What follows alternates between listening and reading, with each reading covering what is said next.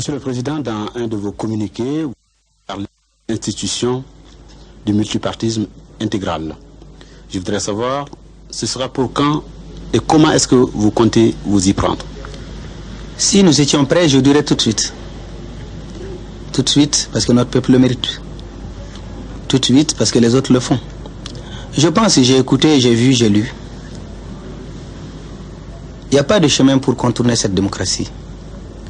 Nous avons épousé, sinon entamé, un monopartisme qui n'a fait que nous créer des problèmes, qui n'a fait que tarir des talents, qui n'a fait que bâillonner des bonnes volontés.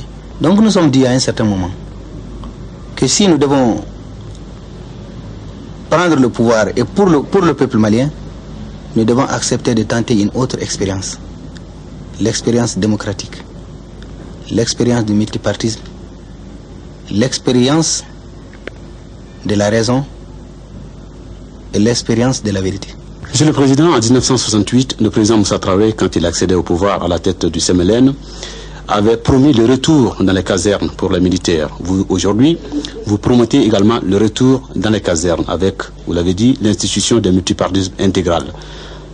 On est obligé de vous poser la question de savoir, est-ce que ce sera comme avant? Autrement dit, est-ce que les militaires vont rester au pouvoir comme le CMLN l'a fait? Ou quelle est votre politique de gouvernement? Dans un premier temps, d'abord, je voudrais quand même qu'on précise les choses.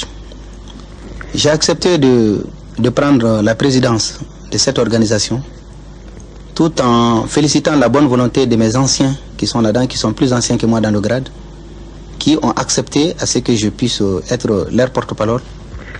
Je tiens d'abord, comme en tout bon malien et en cadet, de les dire l'expression de toute ma gratitude. Peut-être que Moussa Traoré et ses hommes, lorsqu'ils sont venus en 68, étaient peut-être de bonne foi. Ils ont dit par mauvaise fréquentation peut-être, par mauvais conseil peut-être, dévier, je m'engage. Et j'en prends les serments devant notre peuple, devant notre jeunesse,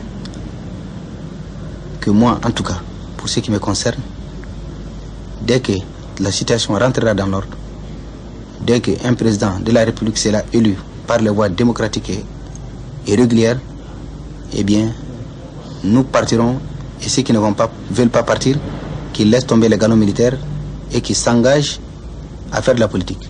Je vous le dis dès maintenant et avec précision, et j'insisterai pendant tout le temps, l'armée ne se mêlera plus de politique.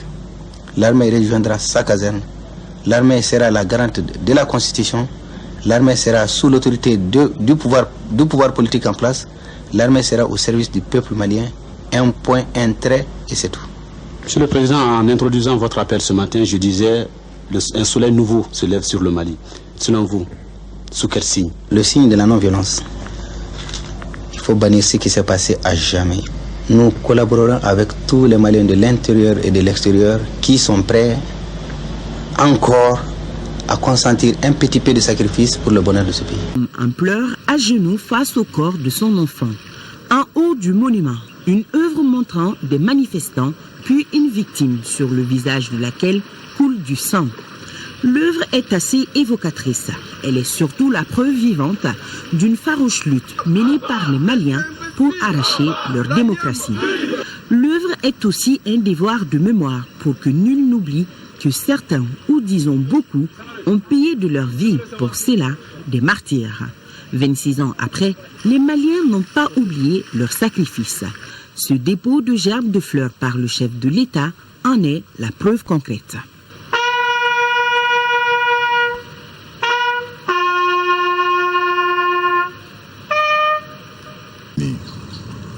Pour l'acte fondateur que nous vaut d'être aujourd'hui.